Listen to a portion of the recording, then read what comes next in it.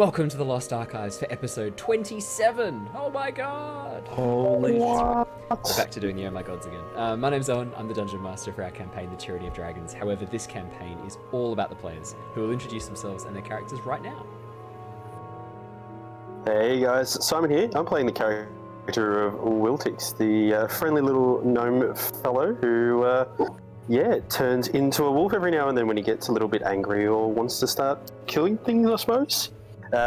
Looking forward to seeing what's happening in the floating city at the moment.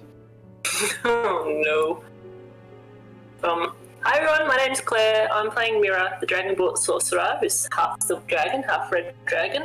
And she has the power of both fire and ice on her side, which hopefully she can make use of in this situation, which I just suddenly remembered we are in. Right. Yes. A wonderful introduction. Hi guys, I'm Andrew. I'm playing Azure Lightheart, our friendly resident Aasimar Monk.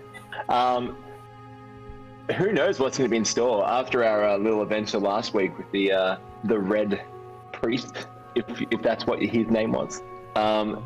Scary and fun, and sadly he didn't know where Roger was, so who knows what's in store for us today.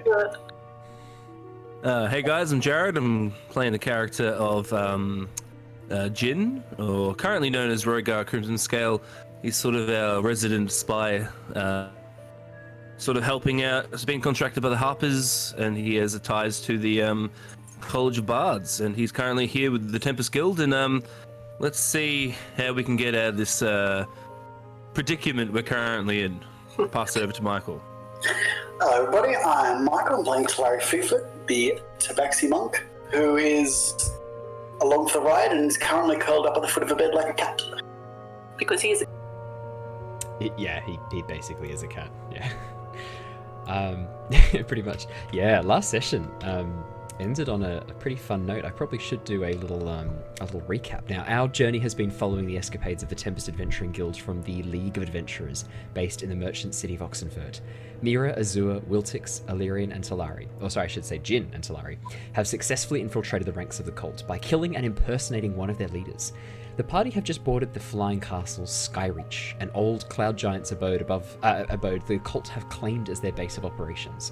After carefully exploring the lower levels of the castle and meeting with a couple of its colourful denizens, the party decided to rest in some guest chambers that they came across.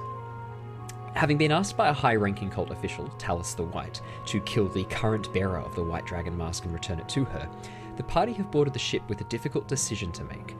Do they maintain their infiltration and take the masks for themselves, thus destroying the leadership of the cult, or choose to work with Talus, with Jin pretending to be Born Grey? Before the party were able to make a clear choice, however, their rest was interrupted by the arrival of a man dressed in red robes with a shaved, bald head. A man the party recognise as a red wizard of the Fae, called Azaba. And last session ends with the hilarious one-liner, with Azaba looking into the room going, Who are you people? And Wiltix responding with, Housekeeping. Yeah, nice. Flawless. So the room that you are in is a very nicely furnished guest chambers. I think Talari is currently on the bed. Rogar, Azure, you two are standing up near the door. Mira and Wiltix, you two were over a little bit closer to the windows. And as this door has opened, you can see, this bald figure, shaved head, very cleanly shaved head, with these bright red, rich robes draped across his shoulders, multi-layered with a number of sort of gold and glyphs and inlays across them. And flanking him on either side, two humanoid figures. One looks to be half elvish, is male, and the other one looks to be hard to say, maybe moon elf or high elf, dressed again in these very similar sort of culty robes that you guys have come to recognize very well. Both have pulled weapons. Both of them have pulled out their swords and are looking at you in confusion as this red wizard, who you recognize from Green Nest as Bara Joss, looks in and goes, Who are you people? I thought these chambers were mine. Explain this. He turns towards one of the guards. Can I quickly, just before, very quickly as he turns, can I try and hide? Because he'll only recognize me in Wiltix. Yeah. You can make a stealth check, yeah. absolutely. While you're doing that, 4. Mira, you just... Mira, like, grabs a chair and crouches behind a chair, and, like, you can still see her tail and her shoulders and her, like, horns poking up above the chair. But you can't see him, Mira. So in your mind, you're like, well, if I can't see him, he can't see me. So problem solved. Sounds about right. As Bara looks over the lot of you, mostly eyes seem to be drawn towards Talari and Rogar. Wiltix, Mira, and Azure. He does seem to have a bit of... He doesn't seem to be focusing on you too much. You do suspect the effect of your cloaks, these sort of perception filter cloaks that make it hard to focus on you, are working at the moment. As he sort of looks across, he goes, "Well, explain yourself. What you doing in my room?" Oh, I didn't realize this room was taken. My apologies. As Bara steps back behind the 2 guards, and both of them step forward, one of them taking a defensive stance at the door, the other one stepping into the room and up towards you, Rogar, sort of passing Azure, sort of looking at Azure, but not really noticing, no like flash of recognition or anything like that, and steps up to you, Rogar, and goes, "This is the half-elven gentleman. Who are you, and what are you doing in here? You shouldn't be in here. Who are you? Who are all of you?" I am new to the castle. My name is Rogar Crimson Scale. Lovely to make your acquaintance. Like I have previously stated, did not realize this room was occupied. Me and my compatriots apologize, and if it's alright with you, I'm sure we will vacate the room post-haste. You said your name, but not why you're on the ship. Who are you? What is your business here? I just said, Rogar Crimson Scale. I am representing Born Grey. I have been sent by him to, well, shall we say, there have been some developments that have happened behind the scenes, and I just sort of lean in. I've heard, or been told, that there are potential spies amongst our ranks. Spies? He leans in closer. Make me a persuasion check. Alright. Hold on. Just getting D&D Beyond open. I did have it open, I was just in the edit thing for a sec. As this is Alright. happening, Talari's just going to slide off the bed and just go stand up next to Rogar here. I rolled a 23. Well, I did. 23. It's a +9. Oh my god. 8 bards. 14 plus 9. Oh, actually, it's because I accidentally disabled my feat, which is actor. It's actually meant to be +10. Yes, so. of course. Yeah. Because you are disguised as someone else. You are making a skill check to pass yourself off as somebody else. Absolutely. Which means I can... Well, technically, I would be actually rolling with advantage. Yeah, this is persuasion isn't to convince him you're Rogar because he doesn't know who Rogar is. This persuasion is more about... Yeah, exactly. He leans in. What do you mean, spies? What are you talking about? It's just that we've been told to look out for a dragonborn with silver and red scales, a small, very feral, scary-looking gnome, and some dude with wings, manifests wings. Oh, and some dude who dresses in green and kills everyone he comes across. Wait. He wields a halberd, I've heard. Oh. Okay. That's out of game. Well, are they aboard the ship? Well, I cannot speak for them so much. I've heard that the Harpers have a presence here. Harpers? He spits as you say that. I spit with Harpers. Oh shit, yeah, nice. There's just a spit on the floor now. You hear outside the door as Bara goes, "Disgusting!" As you guys spit on the floor at his guest chambers. I'll have Mira stand up. I'll gesture to Mira to stand up. Obviously a black dragonborn. As you can see, amongst my compatriots, there is no such dragonborn with the... What did you say? Red and... Was it silver? White? Scales? Oh, we've been told to look out for red and white. Right. As you can see, my compatriot here is a black dragonborn. And you're red. Yes, okay, so... And he sort of, as he looks towards Wiltix and Azure, can I have you both roll me? I guess this would Do they have capes on there? They do, yeah. This is something else I want them to roll cool. me. I'd like you both That's to fine. roll me, I'm going to say either stealth, deception, or survival checks, your choice of the 3, because each of those can play a role in this. Can Wiltix Oh roll? no! Can Wiltix roll with advantage because I'm standing in front of it? Yes, he can. Absolutely, he can. Yep, absolutely. Especially if it's a stealth check. I will definitely roll. I'm gonna use my inspiration to roll Nice. again. Yep, absolutely. Better. 20. Nice. Okay, Azure's on 20.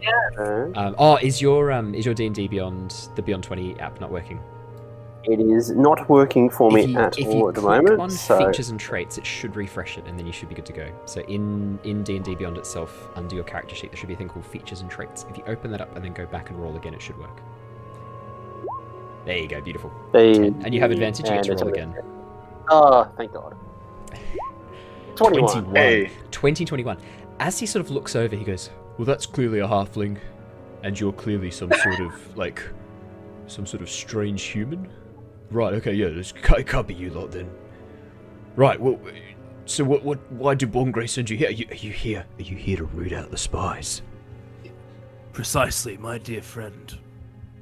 Well, are you... Very close to saying my dear Watson. It's elementary, my dear Watson. Can I speak up and just say we are looking... We need to get to Galvin as quickly as possible. Right, well, you probably best speak to Resmir then.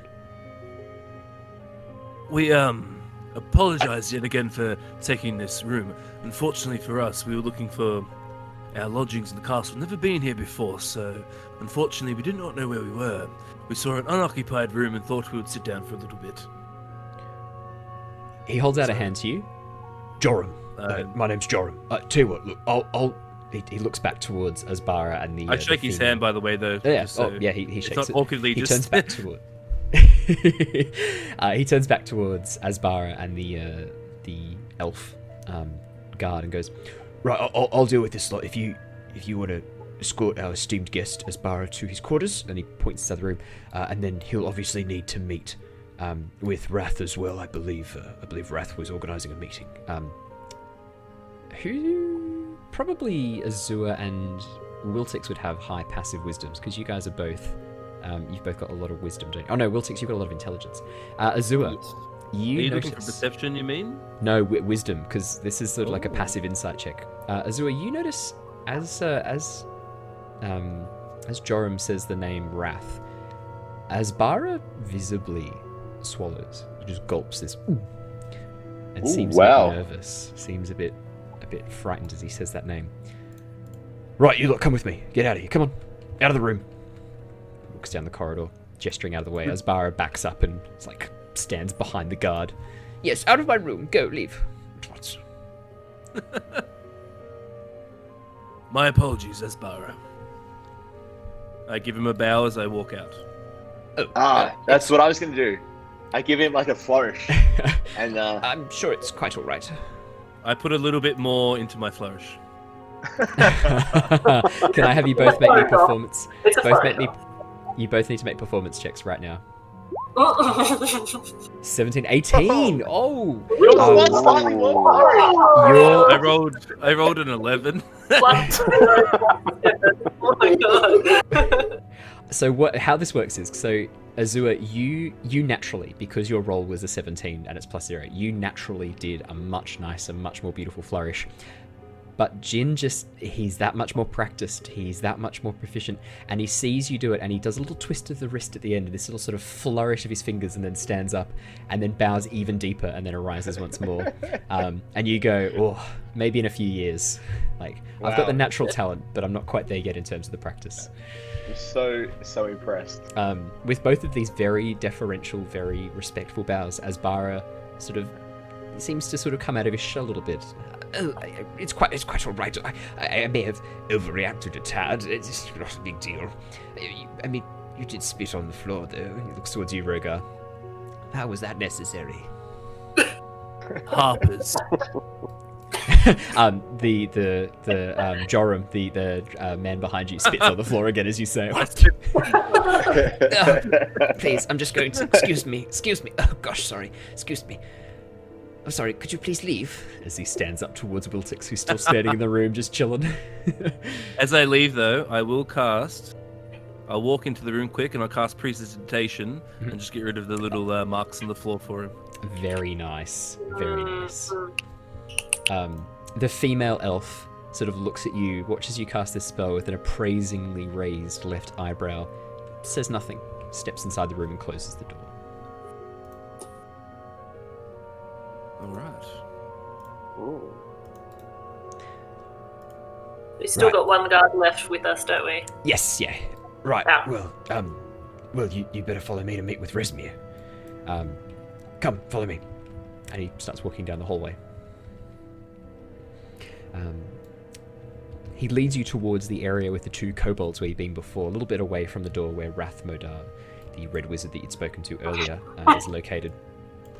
As you approach the kobolds, he sort of like shoos his hands on either side, and they push themselves up against the door out of his way. And he continues walking forwards, pushing through the doorway. As you guys continue onwards, the two kobolds sort of give you a bit of a look, looking a bit surprised that you guys haven't come into more trouble. The DM's eyes gaze out from the kobold. I don't know what you're talking about. As I walk past, I'll just watch those kobolds because I don't trust dogs. Yeah. As you walk past, can you make me a perception check? Just want to see if you notice something. 12. No, everything seems fine. As you walk past, they seem to be giving you a bit of respectful distance, not too worried about where you are or what you're doing. Right, well, it's just down this way. Come with me. We're going to head up to the upper courtyard. Come on. And he begins walking around. As he leads you into this section of the stone, you see that there is a spiral stone staircase actually built into the side of this mountain that leads up towards a layer above. The wind sort of whistling down this thing is creating a bit of an odd sound, this strange, high-pitched tone carrying down the stairway. It sort of sets your teeth on edge a little bit as you reach this point. Alrighty, I better bring you guys up to the upper courtyard. Does the staircase go down? Up. Is it like up? It only goes up. Okay. It's only going up. There is no pathway down from there. Okay. Here we go. Let me drop you guys off. So I'll bring you across to where you are.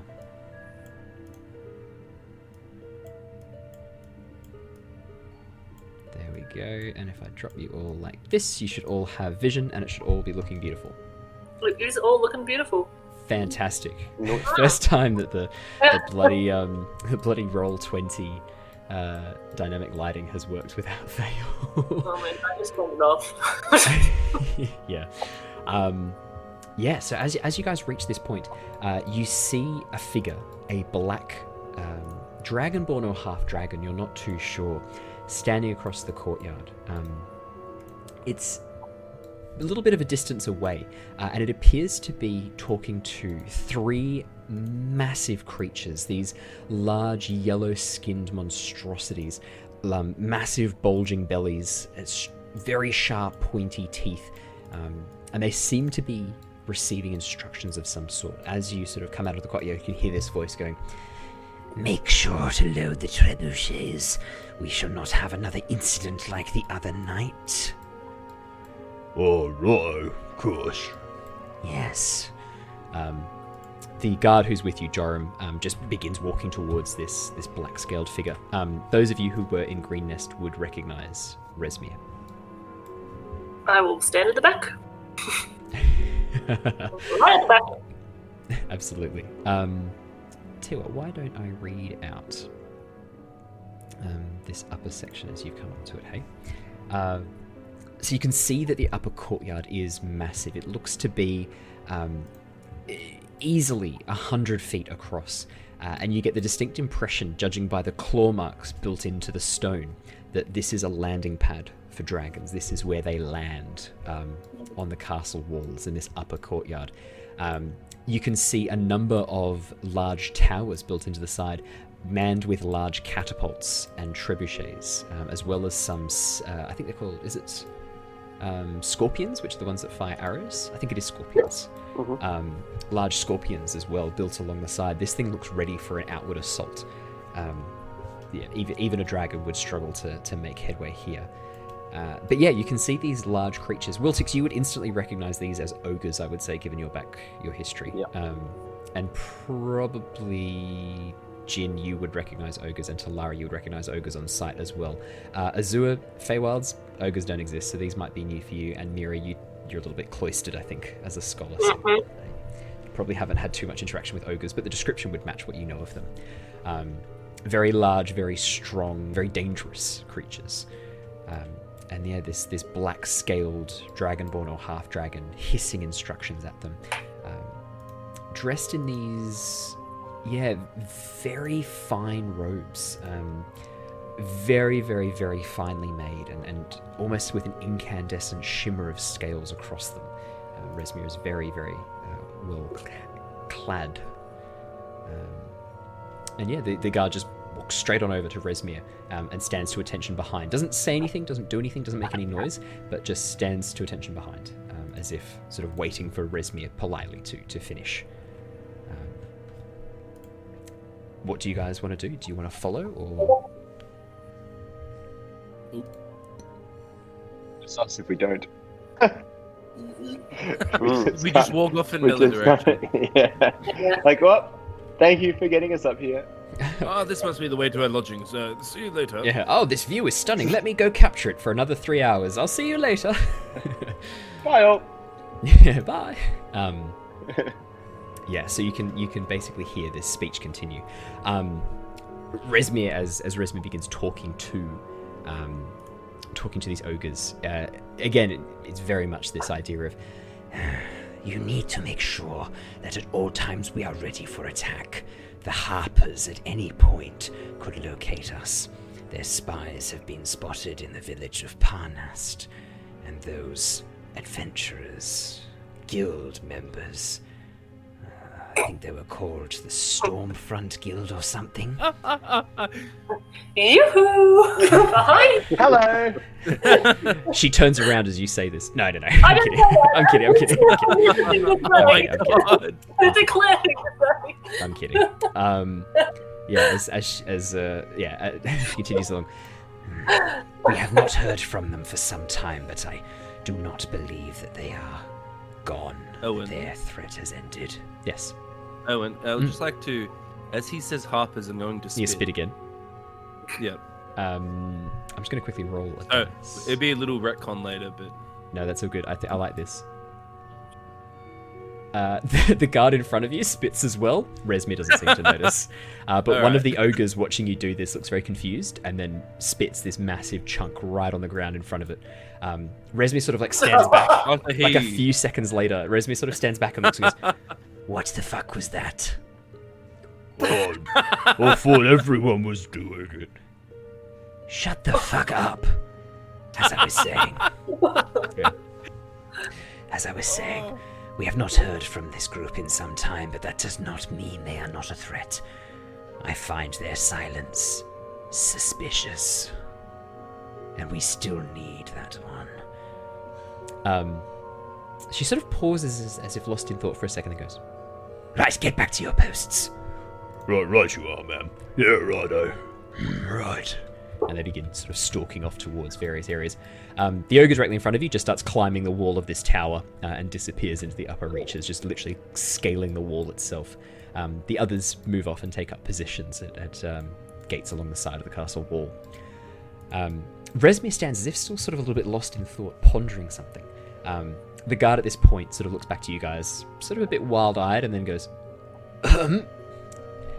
With a flash and a very rapid turn, Rezmir spins and faces you, claws bared, teeth pulled back in a snarl.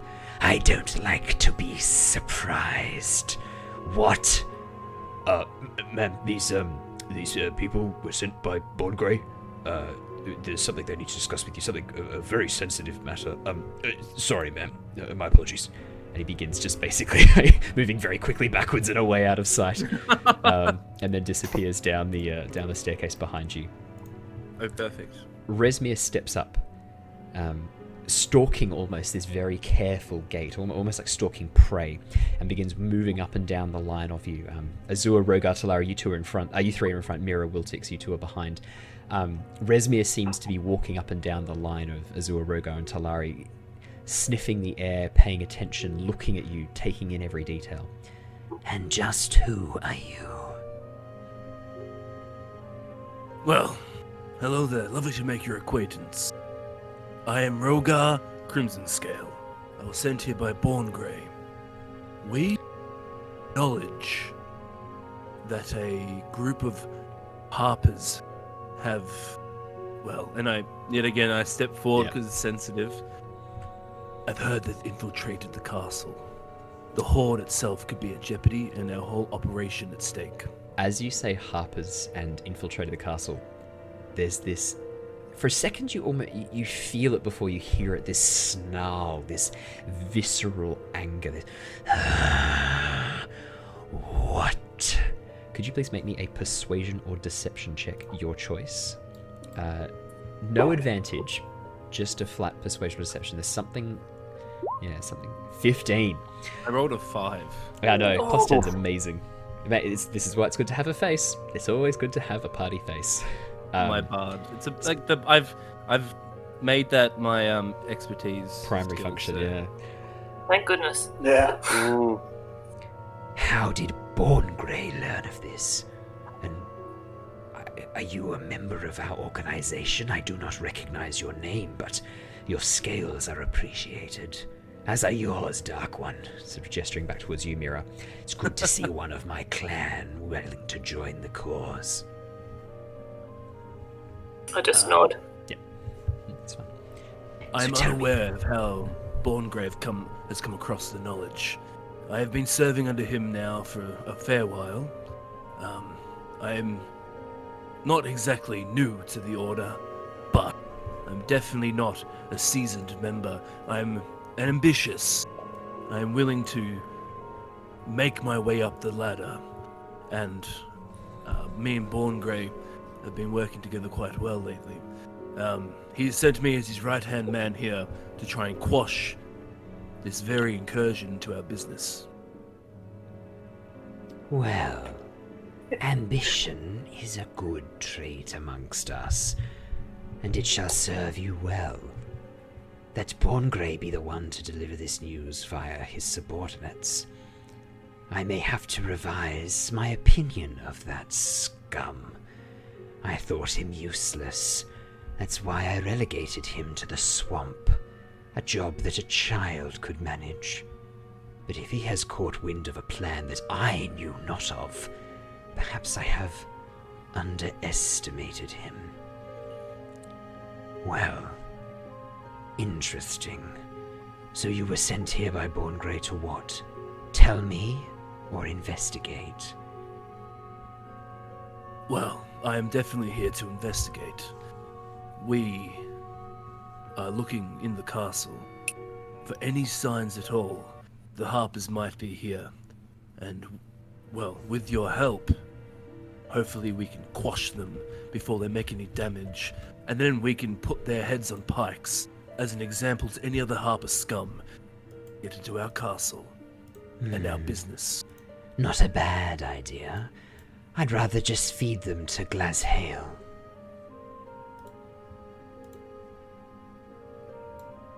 With that, I sort of nod. Quite right. I also agree with that statement. I take it.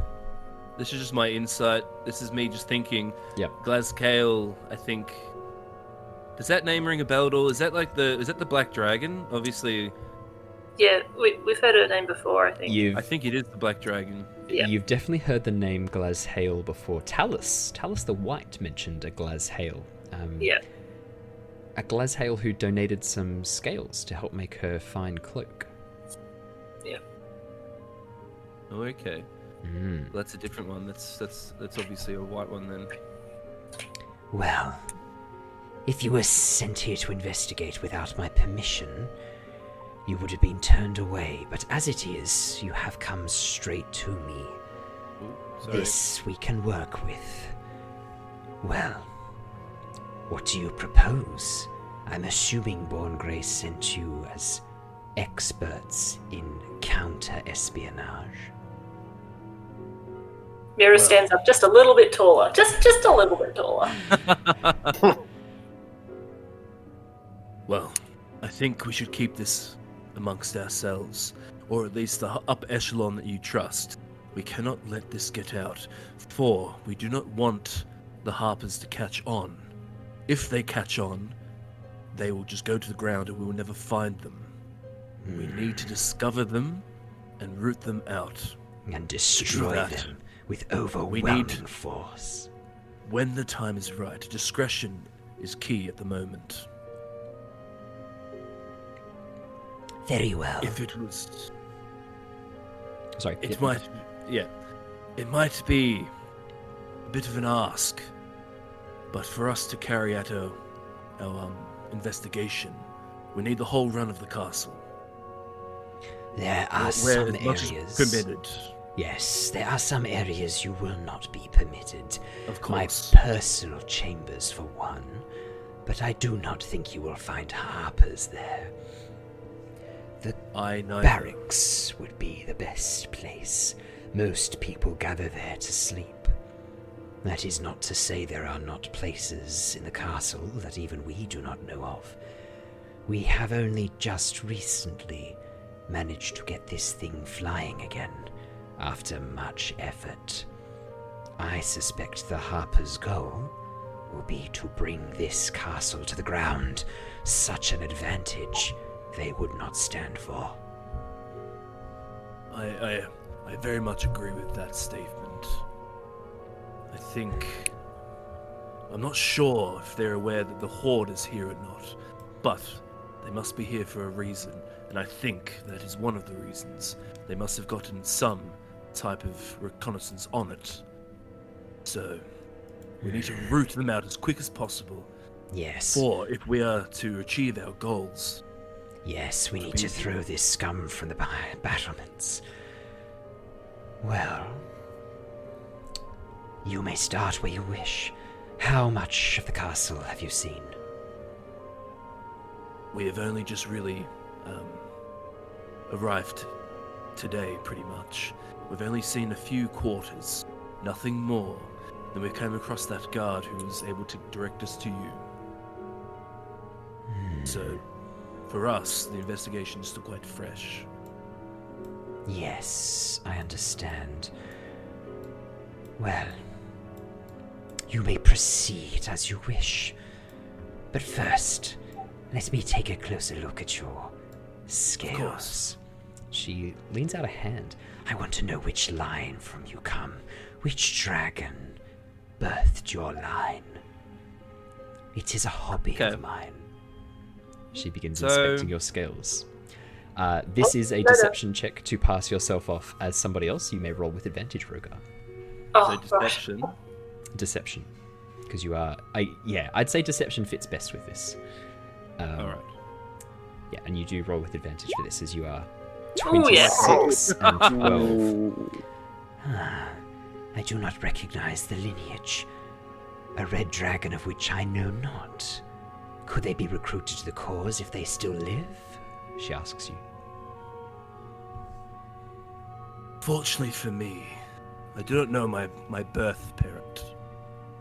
I was left in a village far outside of... Now, we're in your world, aren't we, Owen? Parnest. That's the village you guys have the castle has just said. No, I mean, like, we're in your world, though, not in Faerun and... Oh, Forgotten yeah. Realms. So we're in So, Oshia. I'm just gonna say Palin was like one of the main capitals. Palin's the main capital of Oshia. Alright, I'm gonna say that I was discovered... Okay, so... I was left on the very outskirts of Palin. Never knew my birth parent. It is one of my missions in life to actually discover who they are. And, well, I think it'd be amazing and such an honor if I could bring my parent within the confines of our order. Such a shame to lose your history, but fear not, brother. You have joined a noble group of dragons, and we shall sit atop this world once more. Of course. I look forward to that day. As do I. As do I. And with Alright. that, Bresmir sort of turns and looks at you guys, and then turns and starts walking away back towards the battlements. Wait. Before Yes, that, yes. can we just yeah.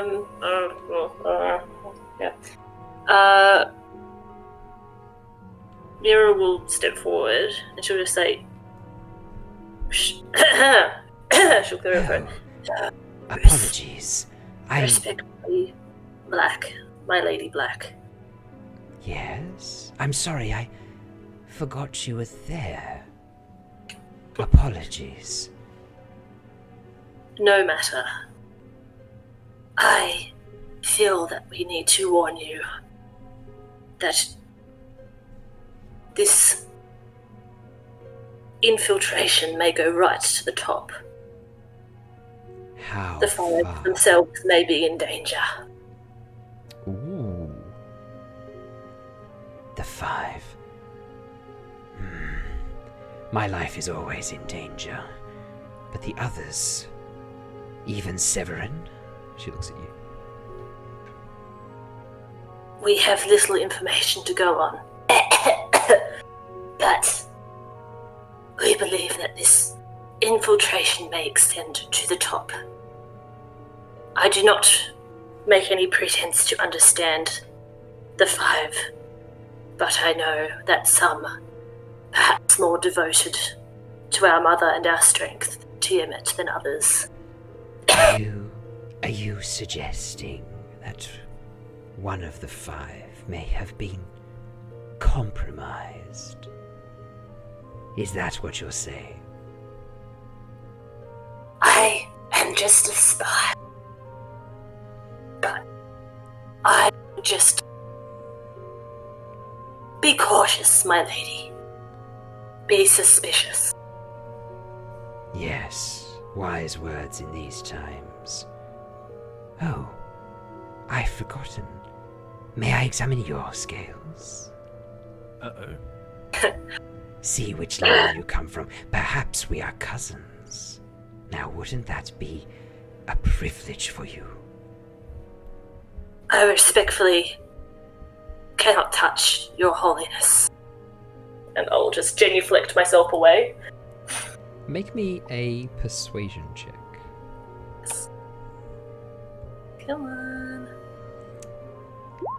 23. 23. Ooh. So, Claire, when you drew attention to yourself, I was like, Yeah, I know. This is what I was like, ah. no. So you're going to draw attention to yourself. So the cloak's not going to work anymore. No, I know. No. That's worked out. Another time, perhaps. But, sister, know this. We stand above all others as dragonborns and half-dragons, and we of the Black stand above the rest, even more so. Grow your confidence, little one. Grow it well. My time will come. All our time will come. Tiamat shall rise again, and she shall walk the earth, blessing us with destruction and fire of these disgusting lesser races. So, I'm not currently Rogar. I am Rogar, but I'm not. I will have Jin make Rogar a little agitated at the fact that he just said, or she just said, that blacks are above every other scale color. Just Yeah, like a it's little bit visibly agitated, just like Yeah, it's a bold statement. annoyed because he... Yeah, exactly. Just so if... Yeah. You're really method acting. Yeah, exactly. Yeah. I am an actor. No, I'm an actor. I am a Hawkdor. I am a thespian. Yeah, with that, Resmir turns and begins walking away. Azure and Wiltix, Can you I- guys... oh, sorry, just yeah, really no, quickly. please jump in. Can I quickly get an insight check to see how much she kind of might be unsettled by what I said? Yeah, absolutely. Of course you can roll an insight check. Yeah. Same goes for anyone. If at any point you want to know what people's body language is saying, just shout out. 5. Just shout out at any point if you want to know something about the people. If you want to learn more about what they're looking like or anything like that. Just say natural 1 for Talari on his insight. Yeah, just call out and say, hey, look, do I believe this person, or like what's their body language telling me? What can I see about them? What are they wearing? Like always, feel free to ask me for more details every time, at any point. I just want to do. Don't yell out insight check. I just want to do an insight check because everyone else has done one. Okay. Oh wow. 22. Yeah. So can we at least try and pretend that we're like reading their body language rather than going insight check? Please, let's at least keep the pretense that we're like in this world. Mira and Talari. Mira, you've got no idea. Resmir seems to be very in control of her affect, her sort of her appearance. It's very hard to know what she's thinking. She seems to be very adept at keeping her thoughts and feelings and emotions in check. Talari, you think she's onto you with a natural 1. You think like you're sweating.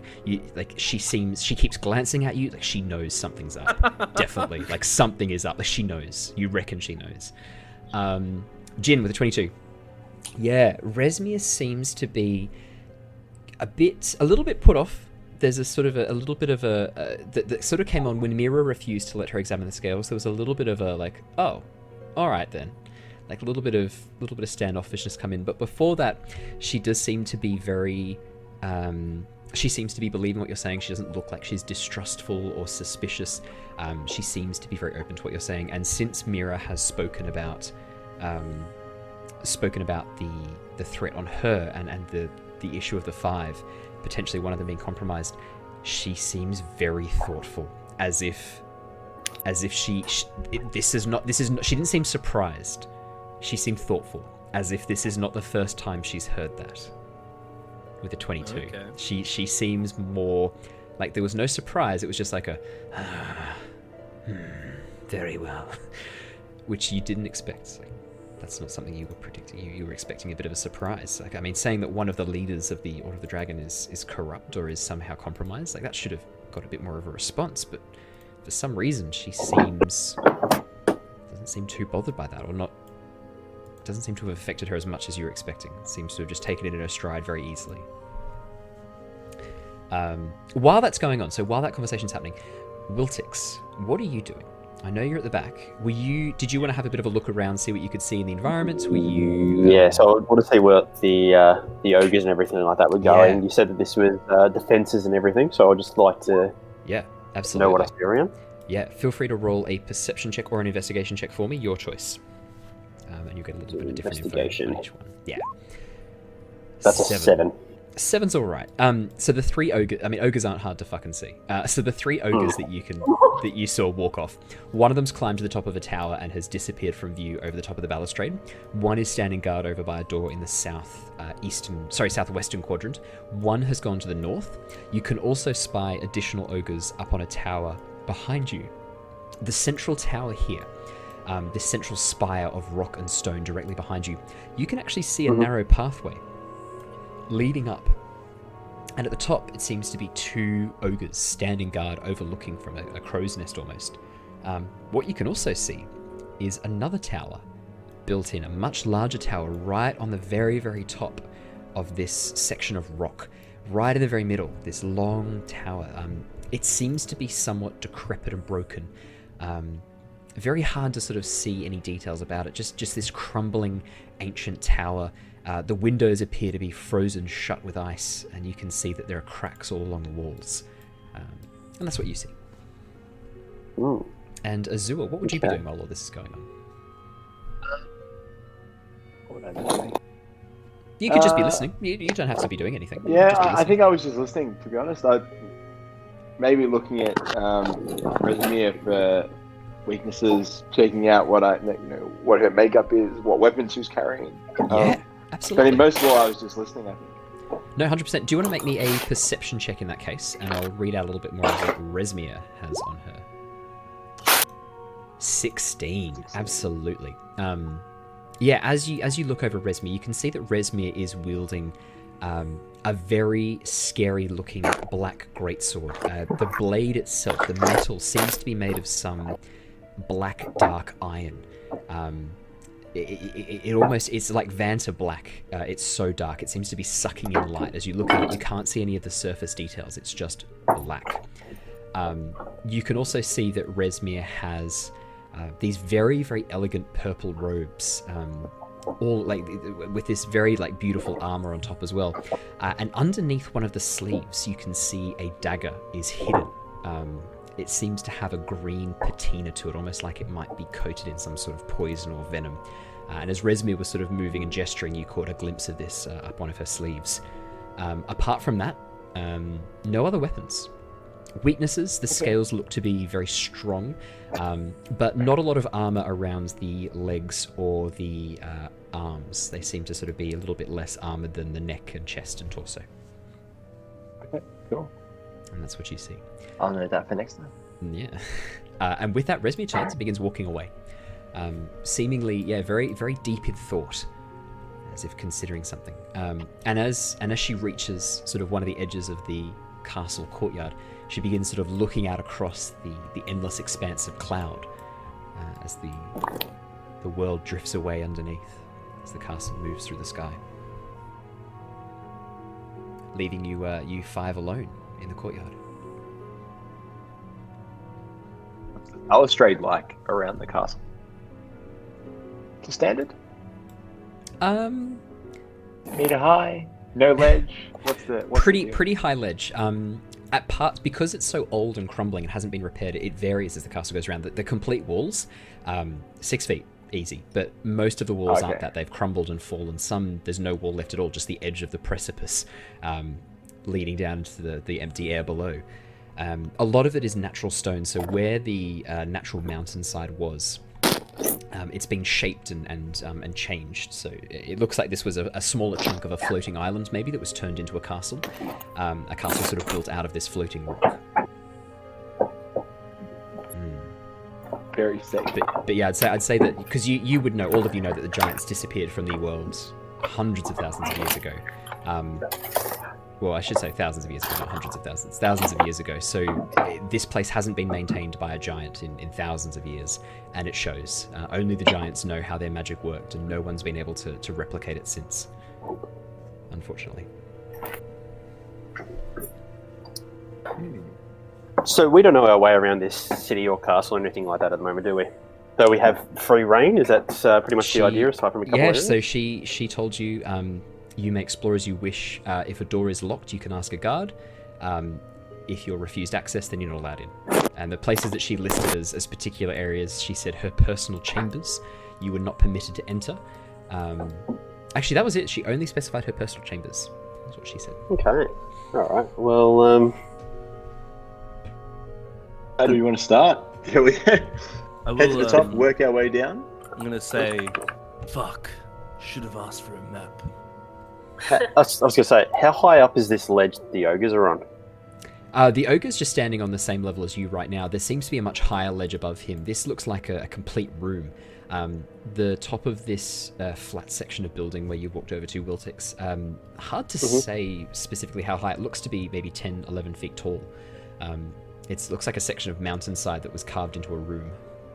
Okay, and which one of because there was 3 of these ogres, which one of them you said, did one of them crawl up to a tower as well? Or did I imagine just to the north. No, just to the north. To a tower. So just up. I go up here. Can I see him? No, as you get closer to the tower, it's very hard to see over the top of the lip. Even from back down on the ground where you were, you can't see him anymore. He seems to have climbed up quite a high tower. This one looks to be, again, maybe 12, 13 feet off the ground. If we stand back and you get on my shoulders, you might be able to see. Can I see him from here? As you stand on Talari's back? Yes, you can. Yep. I'll show you right now what you can see. Here you go.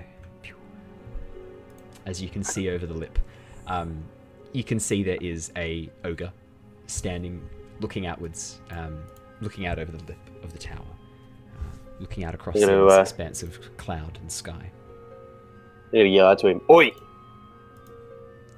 As you call out, oi, the ogre sort of like looks left and right, and then left again, and then down, and then up, and then turns around. Oh, what is it? What do you want? Come here, mate. I gotta talk to you for a second.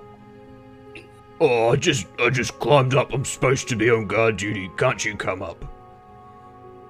Well, how about you come down here, then bring me up, and then we can have a bit of a chat. Well, that makes sense. And he begins climbing down the outside of the tower.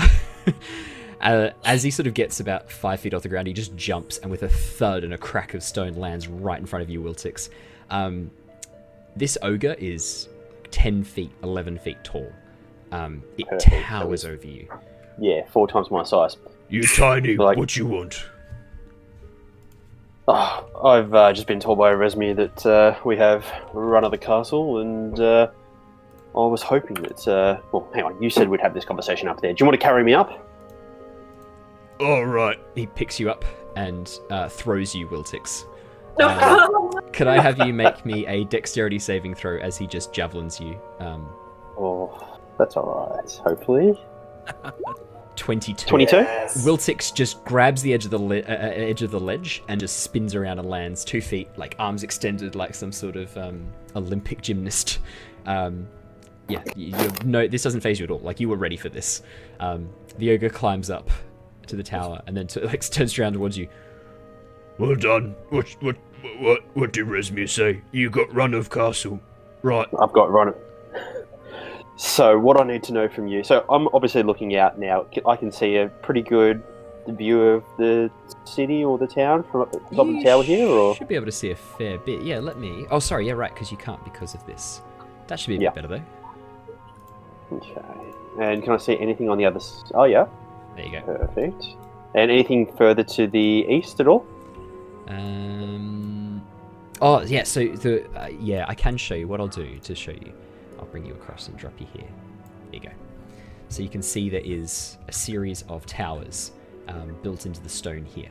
You can now see there is a third tower all the way over towards the northeast. So there are 3 towers here. And it looks like there's a small pathway leading up towards the crumbling ruined tower at the top. I'll put you back. There you go. Alright, so I know ogres are not quite the most intelligent creatures going around and be like, look... Mate, you would know what's it's your in name? single digits and it's half of 10. What's your name, sir? My name, Grab. Well, Grab, very nice to meet you. As I said, Resume's told me that I'm quite special, which means that obviously if you're special, you get to go to all the special places in the city. Right. Which of these places here I'm are the not most special. special? Not allowed in lots of places. I get yelled at. They hit Which me places are you sometimes. really, really not allowed to go to, though? He points at the large tower. Scary people live in tower. Ooh, This is which the one scary slightly to the people? south. Strange, sharp-toothed people. They tried bite Oh. me once. Are these the ones with the masks? No, they just got scary faces. Oh, just scary faces. It's like How talking about the to a masks? child. How about the masked people? Whereabouts are they? Oh, they go everywhere, mostly on the lower floors. Oh, sorry, no. Mostly down. Sorry, lower floors is probably too much for Grab. Mostly down.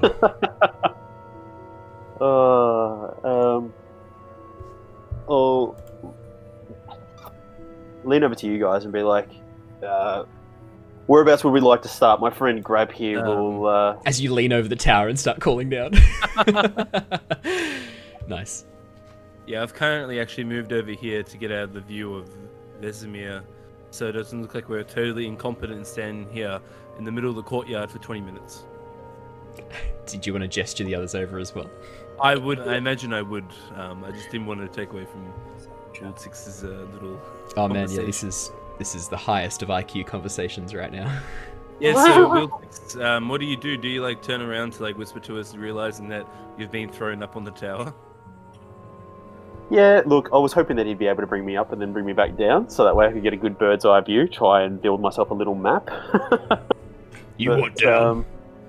I want down. Thanks, Grab. He picks you up and drops you off the side of the tower. Oh no! Make me a dexterity saving throw with advantage because you did say you did call out gently at the end, and you're used to this. Yeah, 19. You're fine. 19. Yeah. I'd say that you're inside as you drop, something primal awakens within you. You feel this surge of energy, and you watch as your hands become claws and grip the side of the stone, slowing your descent until you're literally just standing at the bottom. These large claw marks gouged into the stone all the way down. And as you look at your hands, you see these large claws just retract and go back to their normal gnomish features. Grab just jumps and lands with a large thud right on the ground next to you. Down.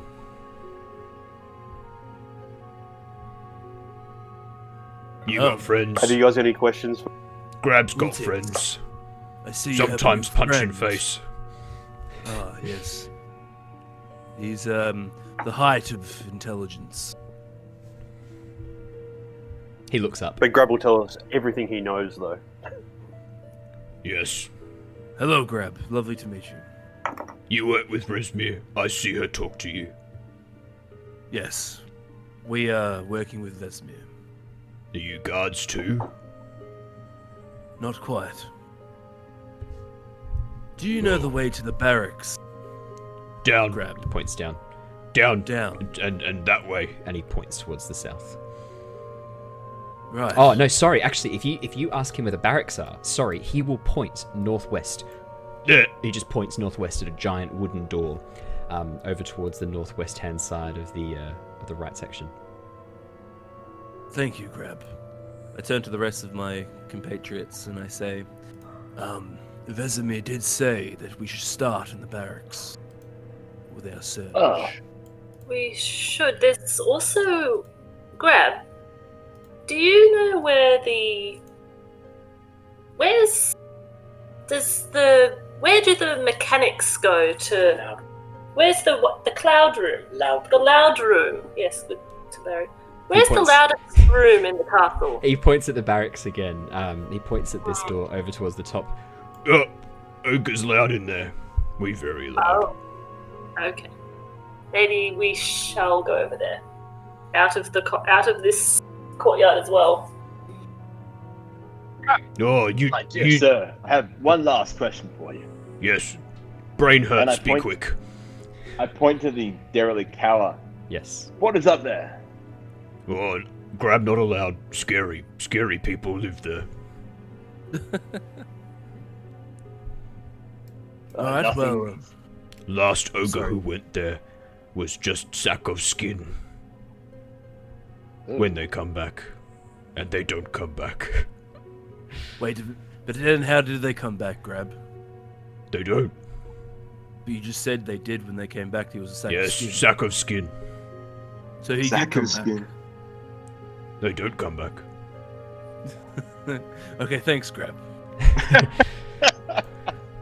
begins climbing up the side of the tower and disappears from view again. What I will do is, as he climbs up, just to play mind games with him, just as he gets to the top, can I see like maybe where I think the edge would be? The edge of the tower. Just Actually, right in no, front of you. it's not going to work. It's probably too tall. As he's climbing up, in front of him, I'm going to minor illusion a big, nice, thick, like boar's leg Ooh. that has been like barbecued. As we start walking off, He tries to grab it with one hand, and when he's unsuccessful, he lets go of the tower and tries to grab it with his other hand, causing him to fall the rest of those like 6 feet and smash onto his back. Oh, Oh, I can't get food. He looks up at the food, begins trying to climb the tower again. He begins like mashing his face against it, trying to eat it unsuccessfully. Ghost food. I drop the spell, but then I do another minor illusion, like on the ground, and I do like a prestidigitation to create a sound, just like a little twinkle or sparkle. What noise? You sense that he's beginning to get a little bit frustrated and angry, and he begins I'm punching the side walking. of the tower. I'm walking away to the okay. to the barracks room, and I just for everyone to follow me. He I'm begins just doing this. This is where Jin's like, I guess he is a bard. More his playful side's coming out. He's not. He's just sort of playing with him. As you guys have been walking away, you hear the sound of smashing as Grab begins punching the side of this tower. Go, no food.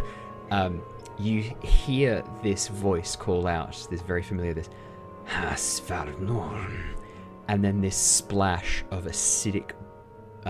There's basically this ball of acid flies out from the north, smashes into Grab and the tower. Grab begins screaming as his skin bubbles and melts. Oh god, I immediately drop the spell and I just walk off in a bit of a hurried state. As Rezmir begins walking towards... Stupid ogre, stop this racket at once or I will melt you into a puddle. Oh, sorry, Grab, sorry. Get the fuck up that tower right now. Sorry. He begins climbing up, hands damaged and burned, skin bubbling. Half of his face is actually like droopy from this acid attack. One of his eyes has turned milky white as he climbs the tower. Oh my god, okay. Across the edge of the... So Rogar is like, sort of, he was having a little bit of fun, but then like Vesemir like just ruined the prank, and I'm just like got this like really like sort of like worried look on my face now as I like just book it to the door. Like, oh, that was a fun... oh my god, that just happened. Okay. That escalated quite quickly. You get the sense that Rezmir does not have a sense of humor. Okay. Is the feeling you get. I will note that in my notepad. You get the sense that Rezmir has very little tolerance for fools. Okay, cool. Rezmir actually begins walking back across the courtyard after disciplining this ogre and moves down the spiral staircase. She sort of gives you guys a bit of a quizzical look as she sees you still sort of faffing about in the courtyard and begins heading down the stairs. Alrighty. Okay, we're going to... Well, I'm walking to the barracks door. Well, that I think is the barracks door. Yeah. So if everyone else wants to come along, that's up to them. Yep. Oh boy. As you step inside, Wiltix, my boy, let me describe the room you walk into, because this is a doozy. Okay. Oh god. As you enter this massive, large, unfurnished chamber of stone, furs scattered across the ground, you see a number of ogres snoring quietly. One of them is hugging the carcass of a dead sheep like a teddy bear over in the corner. The rest silent. Oh, well, not silent, sorry. The rest are snoring loudly. Easily 12, 13 ogres in this room. Oh my god. Just gonna back out really slowly. I think we should stay in here. Feels slightly unsafe. Can we try door number 2? I don't think this is the barracks. No. Well, I think this is the ogre barracks. Probably a little bit too rowdy for us. Probably should have specified a little bit more. I'm not gonna lie. There's a part of me that really wants to wake them all up. But I won't. Yes, probably would not advise. 12 to 13 ogres coming out of slumber could potentially be hazardous, to say the least. I love you guys just stepping backwards out of the out of the chamber, just like. Nope. Imagine. I don't know if anyone's played the game Abe Odyssey. Yes. I imagine. You know how he creeps. That's Yep. how I imagine we're walking backwards. Like hands in front of us, kind of bent over, and just like what? Oh, man. That's amazing. Ooh. Ooh, man. oh no. So yeah, you guys just backwards, stepping lightly backwards, Scooby-Doo style out of the room. Oh, Raggy! From all the ogres. Yes. 12 to yeah. 13 ogres could potentially be a problem, so just leave that door alone. It's a very famous adventurer who once said, let sleeping ogres lie. Somebody in charge. Something big. This. All right. So where are we going to go, guys? What's down here? Yeah, as Mira, as you step around the side of the barracks that the ogres are currently residing in, tell you what I'll do. Actually, I might, just so that you guys know where you've been, I think I will, once you've explored an area, I'll just delete the dynamic lighting so that you guys can see it. Because Oh, that way, Cool. it just I think that makes sense, right, for you guys to know exactly where you're going, and you've already been in there. Yeah, as you step around this side of the ogre's barracks, you can see a long, narrow passageway through the stone. It's very it's almost like the floor of this cavern area here dips down a fair bit, and it is a bit of a squeeze to get through this, but you can see there is some sort of opened area on the other side. It does look to be something over there. I tell you what, because Can I you just guys, turn to the others? you can actually Oh, see. sorry. Sorry, you can see over this section. This is very low. But yeah, Can I just turn to the others and say, did you hear what she said about potentially sabotaging this place? If we could bring the whole city down, I mean, technically. that was the idea, yes. Perhaps we should try and get low, or as, into the city as possible. At the Well, heart. I think we need to search the place high and low, and then once we know exactly where everything is, we'll know the best plan of attack. Yes, but if we went into the center of it, we'd find something. Well, that's not a bad idea, but which way is the center? I don't know. Sense of direction. They did. We're near the top at the moment, so I'm guessing Grab. just going down would be the way. Well, Grab did point south when we asked him originally about the barracks. Ah, yes. Well, south is as good as any direction. Unless you want to try out this this passageway first, tick this off the map and come back. Perhaps we'll find a set of stairs. I don't know. Sounds good. Lead on, Azure. I'll follow you. Quite. Let's head on and see what we can discover this way. perfect. Yeah. As you guys head around, you can see what looks to be the entrance to a cave deep inside the mountain. You can also see a door to the north, a door to the east, and that cave is located to the southwest of this, probably I'd say 30-foot by 40-foot open area in the tower. You can see a large tower in front of you. The door to the east seems to be leading up towards a tower. The door to the northeast seems to be just leading into a solid wall, and the cave, you can sort of vaguely see the shape of a room beyond, something sort of hidden away. Yeah. I'm going to knock on this door, Owen. Yeah, Knocking at doors again. Yeah, yeah. So You what? knock. No, absolutely. You knock on the door. You don't seem to hear anything. Silence. I'm going to try the lock. I'll try the handle. Yeah, as you reach forward and begin jiggling away at the handle, the room opens, and I will show you what you see. Sorry, the door opens. Yeah, there you go. And as I promised, I will delete these so that you can begin to see a little bit of each place as you come in. Yeah, as you look inside, you can see another well-furnished room that appears to be maybe some sort of guest chamber. This one is very much covered in dust. It looks like this one is very ill-equipped and ill-used. It looks to be somewhat forgotten. It does seem to be for people a lot larger than you. It looks almost like this room was designed for giants in mind, and then has been refurnished by the cult long after. So all of the furniture is new, but the room itself, the scale seems to be more for giants. Anything useful? As you have a bit of a look around, make me a perception or investigation check, your choice.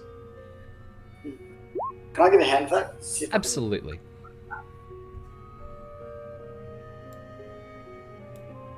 Do you want me to roll again? Sorry. Oh yeah, no, you can if you'd like to. 20 is pretty good. 21 is better. As you have a bit of a look around, Azure, and Talari, 12. Yeah, Azure, as you have a bit of a look around, there's a few sort of old rations here that seem to be maybe some sort of preserved cheeses that have been wrapped that sort of were set out a long time ago. You're not sure if they're still okay to eat. You get the feeling they probably are. You can take those. You get 2 rations worth of food that you can salvage from here that does seem to still be edible.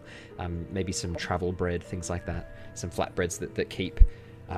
Maybe some. I'd probably say there's a sausage or something. You know, like those preserved, cured, smoked sausages.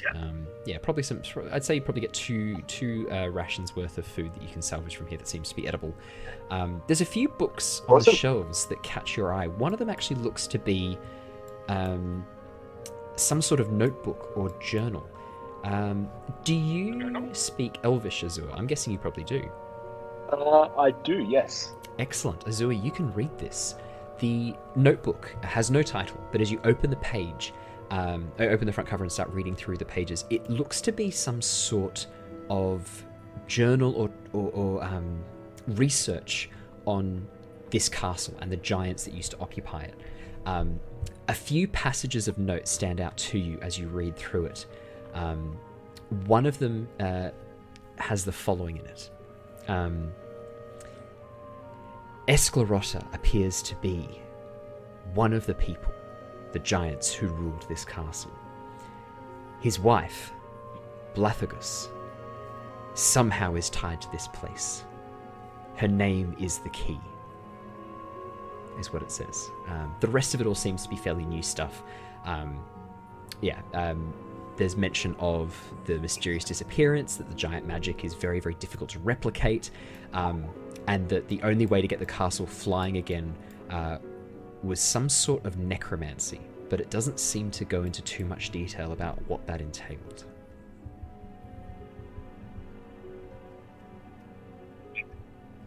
Is it not flying at the moment? It is flying. Yeah, flying right now.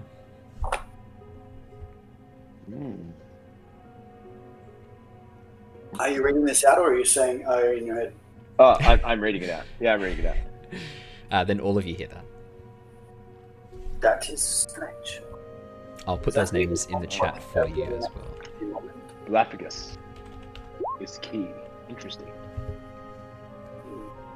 Yes, do you think that this place is being powered by necromancy? It does sort of fit. I mean, they do have an awful lot of tools here.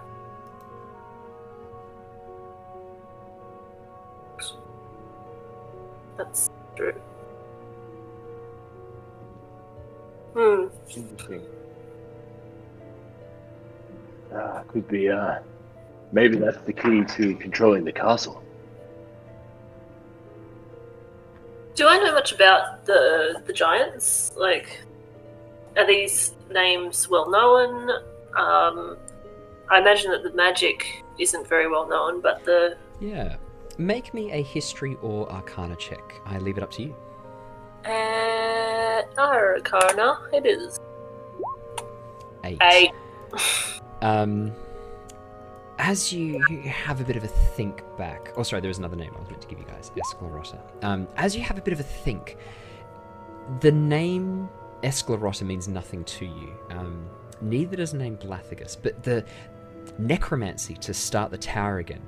I mean, everyone knows that only the giants could work their magic, and only the giants knew how their magic functioned, and the giants have all disappeared. So why would necromancy help? Yeah. You start to think. Oh dear. Oh no. And I'd say, Mira, as well, given that you have rolled really well for history of the cult in the past, you remember that the cult of Tiamat, the cult of the dragon, the Order of the Dragon, previously were interested in raising Dracoliches, bringing dragons back from the dead to serve as undead monstrosities. And Red Wizards of the Fae are well known in necromancy as well. That's right, yes. Interesting. Yeah. Oh, no. This goes... Wonder how all that links together. Kudos, good sir. Kudos. Very nice. This... Wow, this is... much bigger than I think we realised.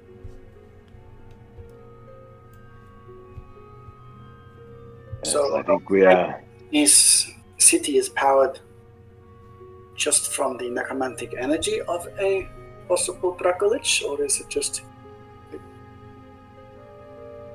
Well, my thoughts are that the giants may have originally powered this, but then the cult, with their considerable resources, and explains their alliance with the Red Wizards, are also using the same magic.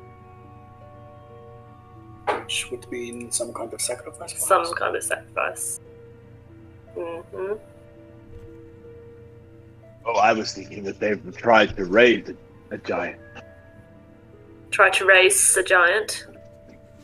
Yes, I mean, if there's only one way to find out what the giants know is to raise the giant and ask it. Can the giant be a lich? The giant, yes, was my thoughts. Maybe we need more information. But anyway, we need to... Well, I guess if we find out the source of how it is powered, we can shut it off. Didn't our ogre friend from before say there was somewhere that one of the ogres went and had his face torn off or something? Or it came back without his skin or in a bag or... That's right. The tower. So maybe the Frosty Tower is where we need to go. Well, if we're looking for answers for necromancy, we could always just go back to your friend, Azure. Oh, yes. Roger. No. Azure. Nice. Well done bringing Roger back. Roger, Azure. Roger the ever-knowing. Who is this Roger you keep speaking of? No one knows. No one knows. He was a friend from the Fae. Great guy. Why would he be? I see Why him would- in strangers' faces. Why would he be in this castle? If he's from He's the a Fae elf. He could be anywhere. He's a what? He's part of the Fae. He could be anywhere. Yes. You know, Fae, they walk in and out of existence. What is Roger? what is Roger? I'll do one better. No one knows. When is Roger? No one knows. That is also the question. Not where is Roger, when is Roger? He might have already been here and left.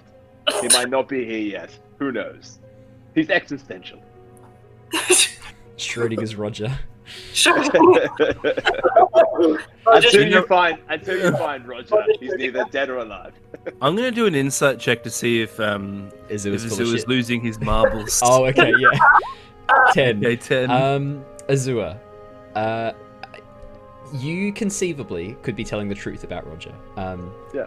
So I would say that it's up to you whether or not you are joking around, you are being completely serious, or you are losing your mind. I give you full creative license with your character. Your choice. And there's probably a fourth option I haven't thought of. You're welcome to go with that fourth option too. This is your character. I give you full creative license. I legitimately think Roger is definitely real. Yeah. 100% Roger is real, but Yeah. I used him as a because he could be anywhere. Yeah. I used him as a get out of jail free card Yeah. with Roth. So I'm going to say his actual name is Rogar, Rujar, because he's an elf. But you Rogar. just call Yeah, him his name is Rujar. Roger. But Wait a we second. call him Roger. Yeah, My name is really close to it is. Yeah, sorry, so that's what got me. I think his name is Rujar, Rujar, and yeah. So in that case, Jin, he seems to be completely honest. Like there doesn't. He seems to just be everything he's saying. He 100% believes. Oh my! I have to bring Rujar back as like the big bad guy at the end. Don't I? It was me all along. It's because you called me Roger every fucking time. It's Rujar, you fuck, you simpleton. Yeah, no, I won't do that. But it is pretty funny. I might do that. Who knows? Yes, okay, with that, I'll sort of nod my head. I'll just sort of like a look of bewilderment. Not so much that like, oh shit, he's batshit insane, more like he What is doesn't he realize talking he's batshit insane. Yeah. Nah, I'm I- joking. I kind of walk out the door, back out to the courtyard, and I tap Jin on the arm, and I pat him on the back, and I'm like, one day you'll meet Rogier. One day. Oh, what a day. thought his name- What a day that will be. I thought his name was Roger. Oh, it is. His name. You is said Roger. His name is Rogier, but we like to call him Roger. Right. He liked when he was course. young. He spent a lot of time on the sea. You know, the Jolly Roger and all. So it kind of just works. Nice. Well done. That's an inspiration point for you. Well done. Oh, thanks, God. It's not quite more fully fleshed out. But as I said, Bashir spent a lot of time refining the magical arts, and he could legitimately be anywhere. Is there Actually, even oceans in the Feywild? Oh yeah. No. Yeah. There are, definitely- but- yeah, there's seas. Like I said, he travels the dimensions. He's Okay. neither here nor He there. sails so- the 7 million seas. Right. He sails the stars. Release box. He sails the SS Friendship. Oh God. The SS Friendship. As far as we're concerned, Owen, that ship has sailed and has been burnt and then sunk into the ocean because I did that and we were playing a tune as it went down. Yeah, that was we did that in Sea of Thieves. We did sink the SS Friendship. Oh no, you didn't sink friendship. Yeah, well, I didn't. Jared. The best treasure of all there was that me and Owen at the end still had our friendship intact. That's all that matters. Aww. Oh, that's awkward. Yeah, sorry. So carry on with What? the campaign. Wait, what? Yeah. As you finish exploring this room, yeah, you can see there's another door leading up to some sort of tower. I will remove the door so you guys can enter. There you go. As you climb up the stairs, you find yourselves at a scorpion. It seems to be currently unmanned. This giant ballista. Oh, sorry. What was that, Michael? I said, I think we found our way out of the castle. If we need to get it. Oh my God. Gonna catapult yourselves with a scorpion, are you? Okay. Yeah, so basically a giant... for those of you who aren't familiar with a scorpion, with what a scorpion is or a ballista, it's basically like a giant crossbow on wheels. And when I say giant, I mean you can load like tree trunks into this thing and fire tree trunks at the enemy. It's a siege weapon. If you're unfamiliar with a ballista or a trebuchet. Yeah, and as you guys are up here, you hear some sort of, I'd say like a grumbling noise coming from downstairs, and then emerging from a doorway is another ogre which steps up. He seems to sort of be like wiping his hands on this filthy loincloth. He sort of startles as he looks at you guys and goes, Oh, what are you guys doing here? Who are you? I'm not being inspected, am I? We are searching That the is castle on right. behalf of Lady You are Luck. being inspected. Well, you'll see that I keep this weapon in tip-top shape. he steps over. By all. Rich mahogany wood, polished to Mahogany. perfection. Mahogany, polished to perfection. Oh, I'm sure you polish your wood well, good sir. Oh my Oh, gosh. Fucking hell. Yes, I polish it daily. I take great care of my wood. Those who don't look after the wood and stroke it, you gotta look after the shaft my in particular. God. And he sort of walks over and begins like stroking the shaft of one of the big arrows that's loaded into this thing. The penetrative power of this shaft is unbelievable. Oh my God. Yeah, that's right. Don't try and outdo me, bitch. I'm so sorry. Yes, we don't want it to go off. Just I've never fired this thing prematurely, I assure you. But hold on a sec. Is the mechanisms well lubricated? Of course. The wood, is it supple and spinning? Yes. The old spit shine keeps it intact. Spits on the mechanism. Begins like rubbing it furiously. Sometimes when I'm frustrated, I just like to rub one out. Well, I think we'll leave you to your instrument. The inspection, just to let you know, has gone. Well, it has just been marvelous. You have just passed with flying colours. Oh, wonderful. It's always bad to get it. It's just the cleanup afterwards if you don't get a good inspection. It's Yes, just- I haven't got any more by all rags means. on me. Yes, of course, I understand. Well, we will vacate this room. You've done marvelous, good sir. That's very kind, thank you.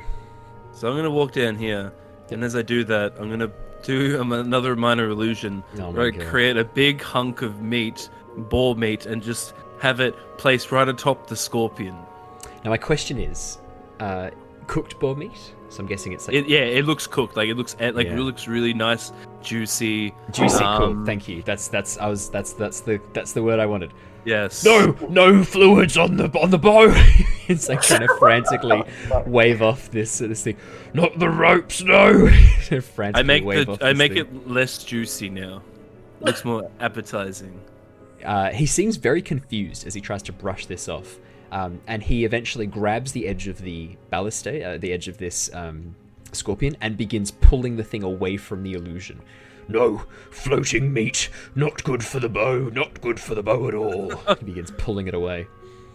As he pulls it away, underneath that, the mechanism or whatever is, I make it look like it's like rusted.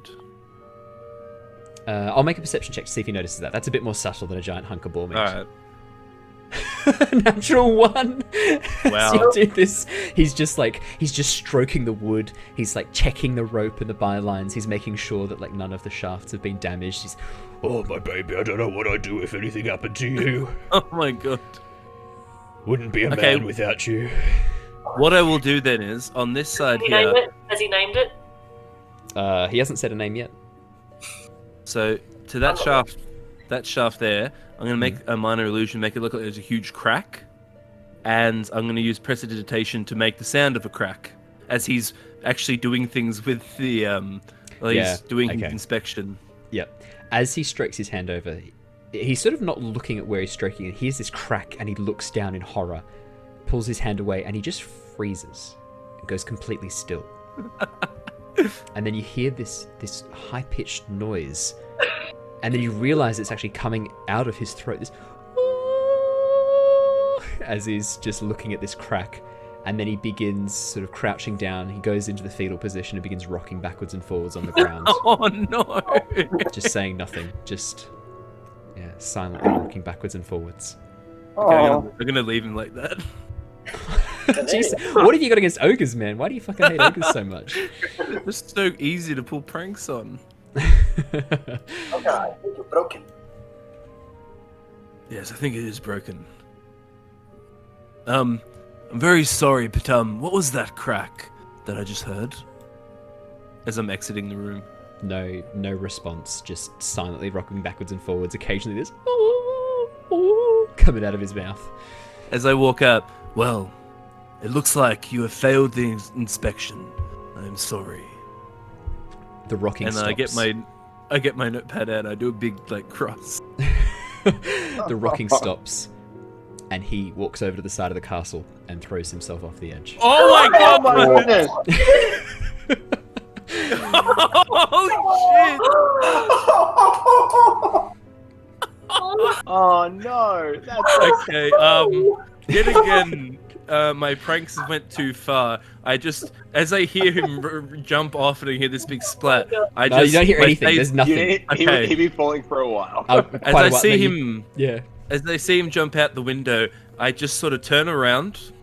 I put my notepad away and I scurry through the door as quick as I can and get out of the room. And then I've just got this face of just shock, and I'm like, fuck, my prank didn't work again. I meant to laugh. Oh shit, and then I walk out. So for those of you who might be new to how I do NPCs, I have a massive D1000 personality table that I roll every single time they encounter an NPC that gives NPCs a bit more depth, and it's accompanied by a flaw and a defining personality trait, and then a flaw. His defining personality trait was that he cared for an item, and that was up to me which item. He cared for an item more than life itself, and his flaw was that he could not take criticism of any kind. So those two together. Just for a bit of context. No, of course not. No, exactly right. Something to keep in mind. Right, that went really dark. We got someone in the chat saying, well, that went dark, not too far, just dark. Yeah. That was super dark. Wowie. I'm just gonna... And that, kids, is what bullying is all about. Jesus. So remember, kids, don't bully your friend. They might throw themselves off a flying castle. Play with your own wood, not other people's. Don't make fun of other people's wood. Never even caught his name. No. I'm sure he had one though. Do you want to know it? I'm sure Yeah, if you right. lean over, I'm sure if you lean over and ask, he'll tell you. Go on, tell us what his name was. No, he's dead. He can't answer. Okay. That's- I don't know. All right. He's probably still falling. R.I.P. random ogre we never learned his name. R.I.P. Yeah. Ogre. But yeah, as you guys continue down this way, you can see that this seems to join back up to the main courtyard. You can see that there is a much larger pathway heading around to the side that seems to link back up to where you guys were before. There is also a pathway heading up the side of the mountain towards the crumbling tower. Just located. Oh Crumbling God. tower. Crumbling tower. Oh No, don't go. The crumbling tower. Like, hold on. Where are we? Where is everyone? Where is the crumbling tower, Owen? It seems to be up In this the- pathway just here. In the middle. Oh, it's tiny. Should we go up the crumbling tower? Isn't that where the quote-unquote scary people are? My vote is to go inside as far as we can, but what does everyone else think? Well, curiosity grabs me, not going to lie. Yes, but it also kills the cat. Have you heard of that before? No idea what you're talking about. Uh-huh. Well, Although my uncle, but no, that's for another day. I mean, we could just circle round if you're not interested. There seems to be a few doorways down this way, and a staircase. We can always come back to this tower. well, Azure, Or we could just go up. well, you said to scope out the area, so I'll follow your lead. But secret tower. Secret tower, secret tower, on the mountain, secret tower. Rogar. I'm contractually obliged to sing that every time you guys say secret tunnel or secret tower. Oh, Secret okay. anything. Otherwise, we lose our sponsorship. Oh, What sponsorship? secret tower. Avatar: The Last Airbender. We're sponsored now. That'd be amazing. Oh, right. Yeah. Oh, we're sponsored by the fucking movie The Last Airbender. No. M. Night yuck. Shyamalan. No, yuck. Yeah, I take it back. No, we wouldn't accept that sponsorship. Although actually, M. Night Shyamalan, if you do want to sponsor us, I wouldn't say no. He's not listening. Carry on. Should we head up, guys, or do you want to keep Maybe- exploring down here? Maybe Yeah, a alright, bit- let's go have a look. Yeah. Yeah. We're here. Let's give the audience what they want. Yes, adventurers, good. Climb the tower. Yes, good, Anakin, yes. Wonderful. Have I ever told you the story of the curious Tabaxi? It's not a story it's the dope. Jedi would tell. Nice. Alrighty. My rolls have actually been really nice tonight. Okay, so we're all in stealth. So Jin is 10, Mira is 10, Talari is 13. Oh, no, I'm 24. Oh, Jin's man. 24. Oh, Sorry, wait. that was an insight. That was the insight, sorry, yeah. That was insight. Wiltix and Azure. Azure is a natural my 20 for God. 26. Wiltix is 8. Oh, yeah. Hiya. Hiya. Hiya. This ancient tower seems to be crumbling. It stands almost 100 feet high, but is in shocking repair.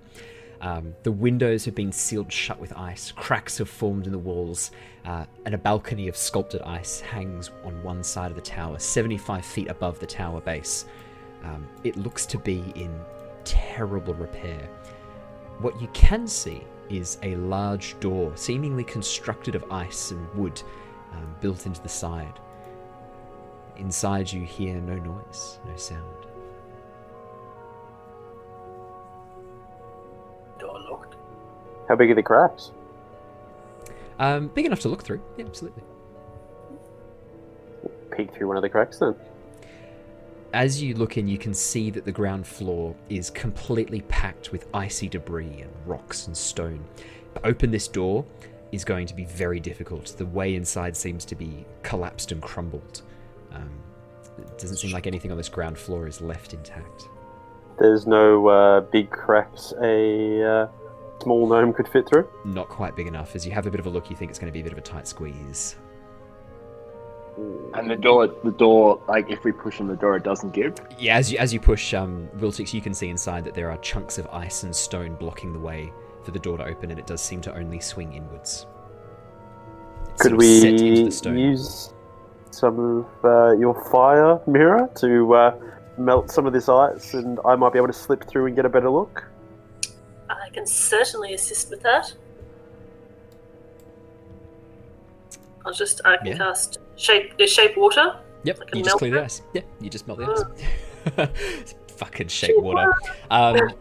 Mira, as you step up and look through the crack, yeah, you can see that most of the debris blocking the door does seem to be ice and some chunks of stone. But as you obviously melt the water, the stone, which is sort of kept aloft, drops to the ground. The door is still slightly wedged shut, but you think now all it's going to take is a pretty decent shove, and you might be able to open it. Ready to go. Alrighty, who is going to give this door a shove? I'd like a strength check. If there's two of you doing it, you one of you rolls and has advantage. I can help somebody.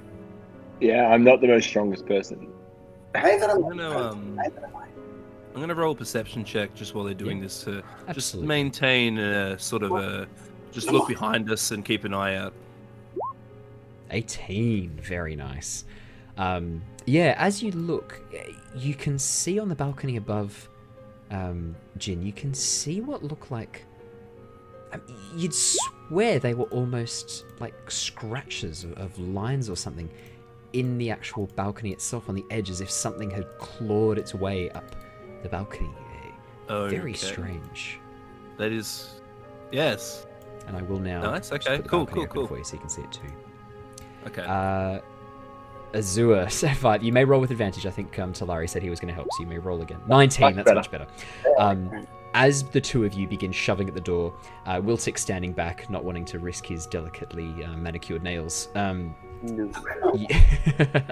you smash in this doorway. Immediately, the inside of this room strikes you with how bare and how broken everything is inside. It seems to be abandoned, it's decrepit. There's nothing in here as far as you can see, apart from a staircase over in the north wall leading up to the upper reaches of the tower. They're not... Wait, is there stairs, sorry? Yes, sorry, I will just chuck them down on the map because you guys can't see them. There you go.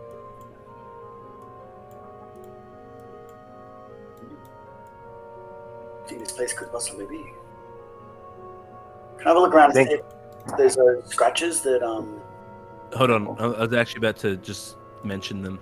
Guys, I'm whispering this. Guys, just... If you look at that balcony up there, you can actually see scratches on the wall. Not sure what could have made them, but just be on your guard. Be very aware that we might not be alone even though it looks abandoned. can I see any scratches in here? No, make me a perception check. It's just first glance, nothing really stands out too much.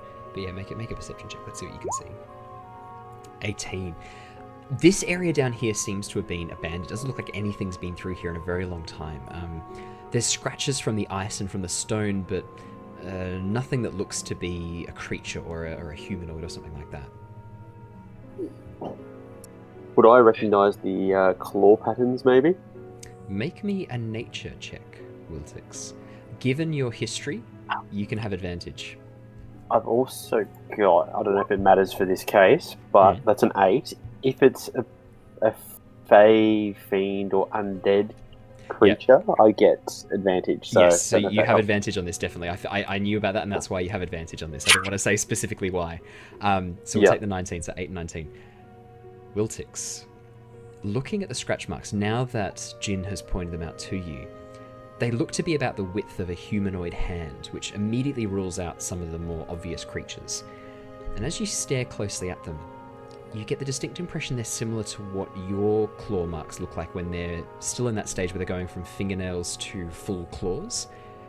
And you start to think of, right, so very hard to access, so probably needs to be able to fly.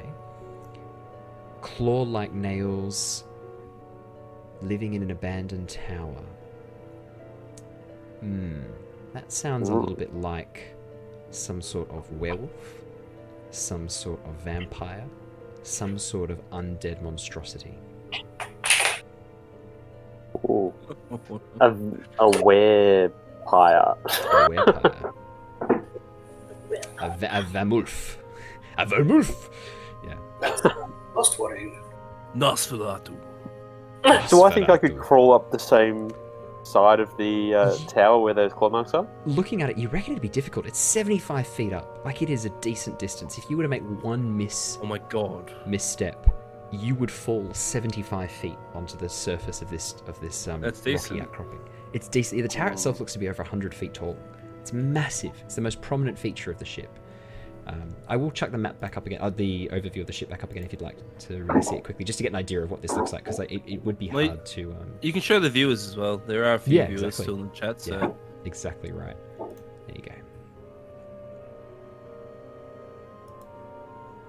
So you guys should be able to see that on screen.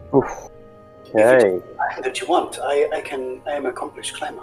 I could set some of these metal pitons in the side if you want to make it easier. I was going to say I have some rope as well. I can try and crawl up and put the pieces in. But if there's a way up from inside the tower, it's probably a bit easier. I mean, there is a staircase right there. you could just go up. Element of surprise. I love Azure. It's just No like, one will expect it. Guys, what the fuck are you doing? There's a staircase right there. Alright, well, let's head on in. fantastic. You guys taking the stairs up? Sure. Wunderbar. Let me put you all here. Before we do wander up the stairs, can I just have a look at them?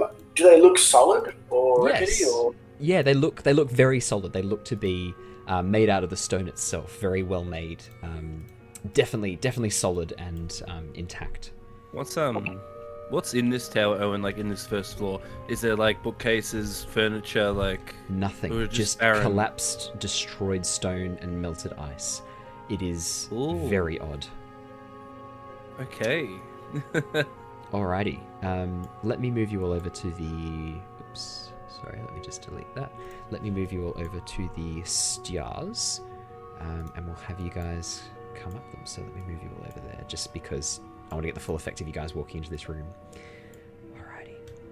As you guys walk up the winding staircase, you immediately are hit with a sense of foreboding. Something feels wrong. The hair on the back of your necks begins to stand up, which for Talari is quite a feat. For Mira, I'd say your scales get a little bit itchy. For Wiltix, your beard starts twitching. You just... Something feels off. The temperature seems to drop. And as you reach the top of the stairs, this room is completely dark. Only those of you with dark vision can see right now, unless you're casting light or lighting a torch. It's completely pitch black. There are no windows. The whole room is sealed. For those of you with night vision and dark vision, you can see in the center of the room a large stone sarcophagus. Looking in very good, very well maintained, while the rest of the room is bare and empty. Blood stains across the windows and a bloody handprint on the corner of the coffin, on the lid. I mean, this looks like a welcoming, wonderful place. We should set up here. I could raise a couple of kids. It's like nobody's going to die here. Maybe we should back away. I love your optimism.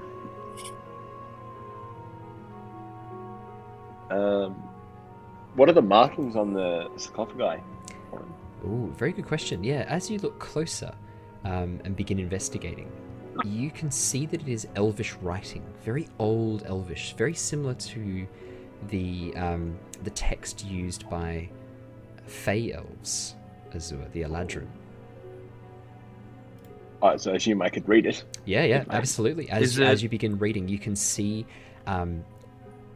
basically a description of a woman, an elf called Sandersil Morgia.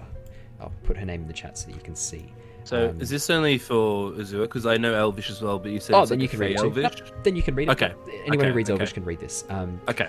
The text basically reads out, "Here lies Sandersil Morgia. lost in the dark forever. On the side of the sarcophagus where you can see where you're standing. Wow, lost in the dark forever. That's quite dark.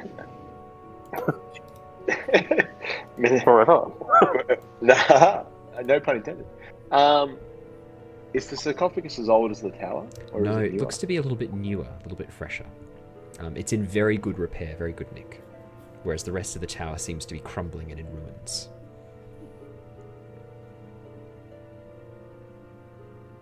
You can see there's more text on the other sides of the sarcophagus, so as you have a bit of a look, you can see the text seems to continue round the lid. Yes, I'm just not sure if I want to walk around there. Did you say it was fresh blood as well, or? Make me a nature check or survival check, Wiltix. Good question. I feel like when it comes to blood, it's a 12. 12? Yeah, it smells to your very keen wolven senses. It smells fresh. Oh. Only freshly dried blood. Maybe a day or two at most. That sort of rich iron scent in the air, causing your heart rate to increase just ever so slightly, Wiltix, as you sense the fresh blood.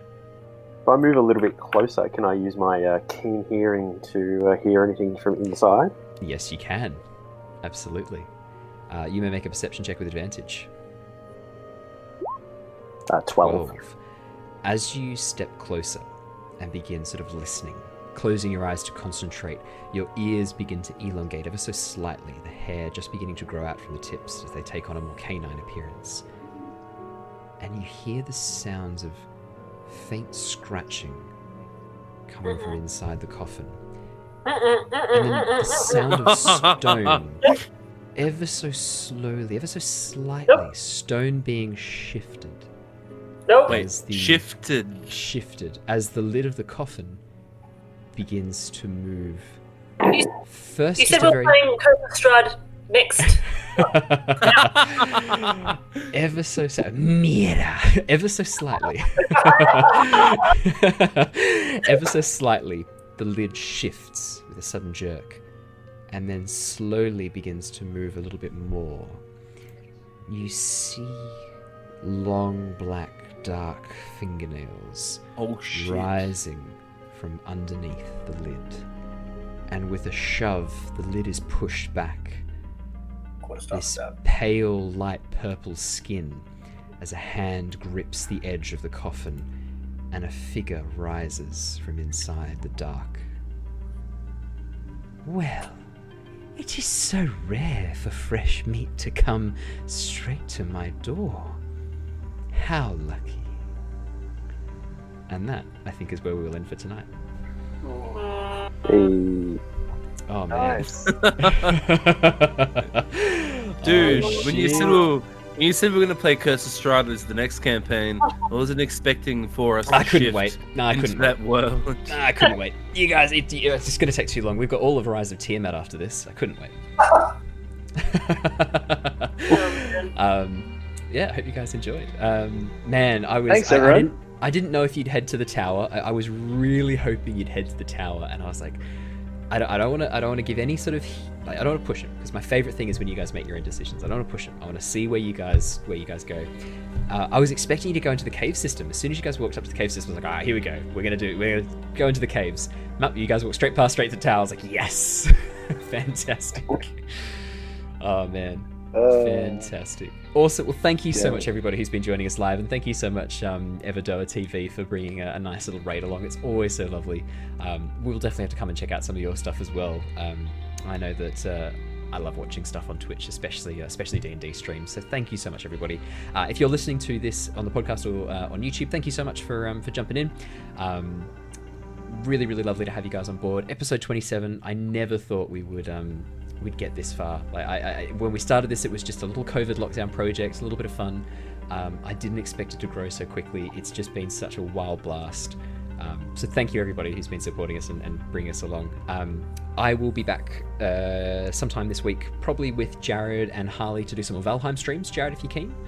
I imagine. I know you guys did one the other day, but I had my girlfriend over, so Yeah, I no, just that's let you fair. guys sort of go No, on your own girlfriends- adventures. Girlfriends come first. You've got to take care. You got to take care of your scorpions. Girlfriends come first. Ooh la la. Yeah. Gross. Did you guys It's hold hands or Valentine's something? Day all year round. Yeah, it is. But yeah, no, we Odin's Chosen 3. We'll have to re hook up again for some more Valheim because yeah, we have so much fun in Valheim. But yeah, thanks so much everybody for joining us. We'll be back sometime soon. We'll definitely be back next Wednesday. You'll see us next Wednesday. I think the week after that, we'll double check and see what's happening with Easter. I know some people like to go away for Easter, so we'll check in and make sure everyone's free. But yeah, thanks so much everybody. We will see you later. Stay safe, stay well, and look after yourselves. Bye, everyone. Thanks, guys. See you later, Later. everybody. Farewell.